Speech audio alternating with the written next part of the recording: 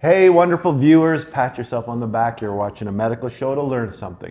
Today we're going to talk about urinary retention after a spinal anesthetic. So the situation is we've replaced your hip, you're welcome, but now you can't pee. What can we do about it? Why does it happen? We have a urologist here with us. Call the plumber. Dr. Peter Ince is a urologist who's going to help us out. I'm Dr. Paul Zalzal. I'm Dr. Brad Wiening. Welcome to Talking with Docs. Okay, so Pete, this is a very real problem. My patients actually even recently have had this, and sometimes it delays discharge. Let's start at the beginning. Why do we get urinary retention? Well, two major factors. In order to empty our bladders, we have to have the bladder, which is a muscular organ it fills up and then it contracts, and it has to squeeze, and it has to go through an organ called the prostate in men. And that prostate can cause blockage. So the two things to think about are the bladder and the prostate. Okay. So we're talking about this in the context of a recent spinal anesthetic where you received an anesthetic, and we have a video that shows the spinal anesthetic, and it's basically numbed your body from sort of the waist down or the middle of your back down. And you mentioned the prostate and the bladder. Can urinary retention after a spinal anesthetic happen in women as well, or is it just men? It can happen in women. It's much less common, and the reason being they don't have a prostate. Right. So there's not a lot of things that'll block the outlet. So even if you have some muscle weakness, there usually isn't enough obstruction that it'll prevent a actual or cause retention. Okay. So urinary retention is your inability to pee after the spinal anesthetic in this setting. And so how does the spinal anesthetic contribute to this urinary retention?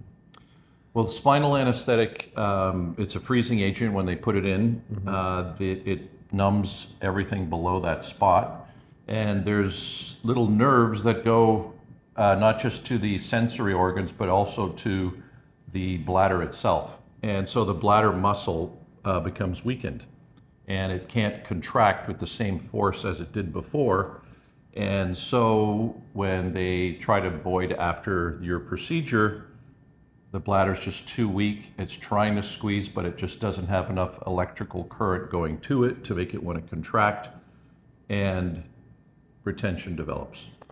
And now with a spinal anesthetic, it's usually a combination of a local anesthetic and sometimes in the narcotics. And we've found, and certainly anesthesia has shown, that use of narcotics in the spinal anesthetic increases the chances of causing urinary retention. And that's also the same reason, is that the medications can cause weakening of the bladder muscle. It has what we call an anticholinergic effect, Right. which is just a fancy way of saying that it blocks that signal that makes the bladder want to squeeze more. Okay. And that's why different medications can do that. Narcotics can do it, the spinal anesthetic can do it, and there's many other medications used in a whole host of diseases that can have that side effect, even over many, after taking it for many months. Right. Okay, so there you have it. So the spinal anesthetic is used so that we can perform our surgery. It numbs you so that we can replace your hip or replace your knee or fix a broken bone in your leg. And like everything in medicine, there's always a chance of a side effect. There's always something that you didn't intend to happen or didn't want to happen that happens as part of your treatment. For the spinal anesthetic, one of the potential side effects is weakening of the bladder to the degree where you can't pee after the procedure. Every medical procedure, even watching this video, you could be watching this video and walk into a post. Everything in medicine has a side effects, Peter. It's true. How do they present, Peter? So obviously, if someone can't feel their legs, they might even not even know that they have to pee. How do they present to you? Say they're in the hospital and someone calls you, hey, we got someone in urinary retention. How do we know that they're in urinary retention? Usually, as the freezing wears off, they try to void, and they're saying, I can't do it, I'm feeling really full, it's starting to hurt. Or the nurses will say, hey, it's been a while since we had any urinary output, and they can do a check with a little ultrasound on the tummy, on the lower abdomen, and say, hey, their bladder's really full. Okay. That's when you get the call, and then that's when I get the call. Yeah, the call quickly goes from us to you because we're not going to be able to solve this problem. So, okay, so now you got a bladder that's full of urine, it's been a long period of time, you can't void. What do we do now? So the first thing is put in a catheter. Okay. And that is just a temporary thing. It's a little tube that we put through the urethra, drains the bladder, and decompresses it. Interesting fact about the Foley catheter that you'll know the name, and that's named after a guy named Dr. Frederick Foley, a guy from St. Paul, Minnesota, was a urologist, and unfortunately, due to patent law, he actually didn't even get the patent. So he applied for the patent, but a rubber company had applied for a patent before. He applied and got it repealed, and then they applied back, and then he lost the patent. So Did you know that? even though, just wait, so even though he invented the catheter, like years of research inventing it, he didn't get the money from it. He got the credit. They kept calling it the Foley catheter. He did not get the financial credit for it. Sorry, Dr. Foley. He passed away from lung cancer in the mid-60s. Life is not fair sometimes. No, but anyway, it's an amazing invention, game changer invention, obviously, to deal with this problem. And the other thing about the Foley catheter is you should watch the opening scene to Dumb and Dumber 2. It has a Foley catheter. It's quite funny. I didn't see that. Okay, so we put the catheter in, we drain the bladder. So when the nurses do it on the ward, or if you do it, do we measure the amount that comes out? Does that give us any information?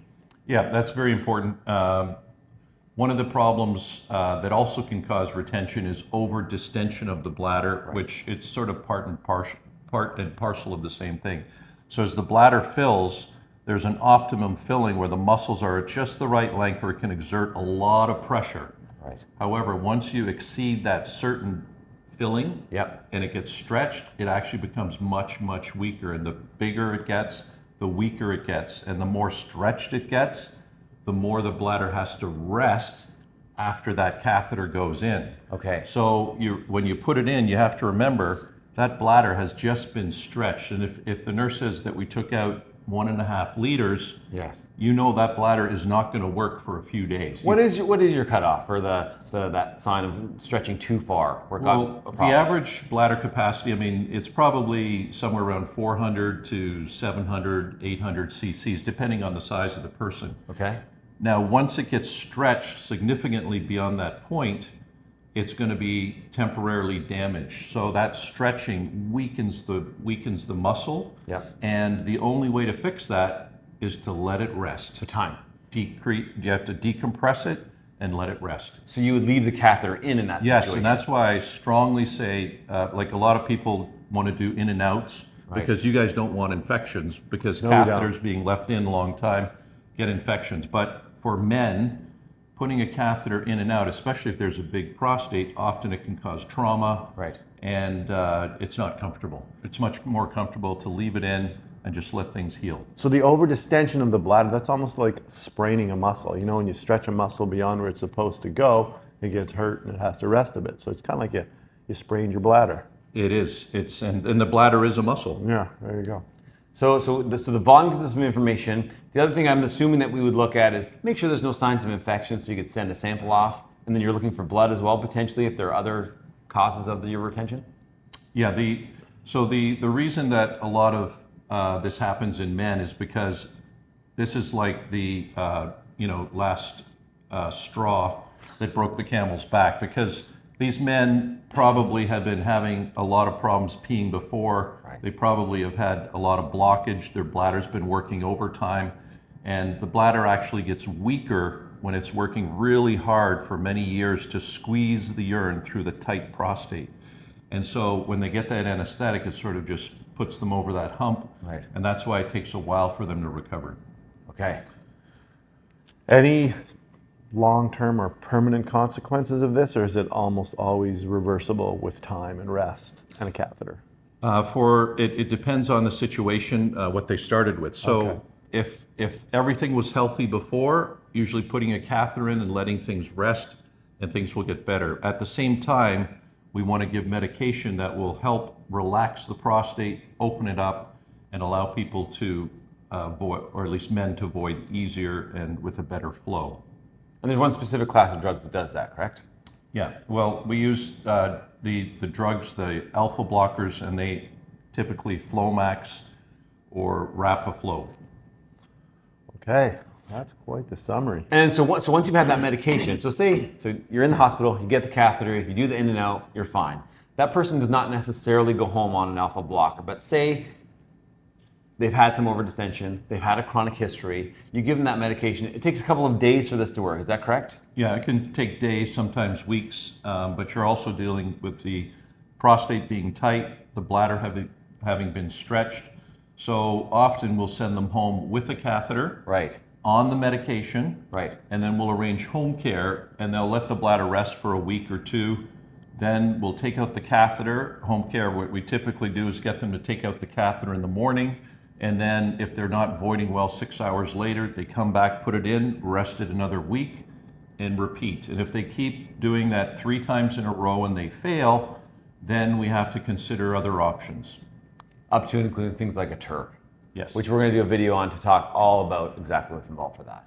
Okay, so now you know, you've had a spinal anesthetic. One of the risks is urinary retention. We've told you why it happens. We've told you how we treat it. And it might be an indicator of an underlying problem that you might have that's now got to be dealt with because the spinal anesthetic sort of highlighted that problem. Now you know.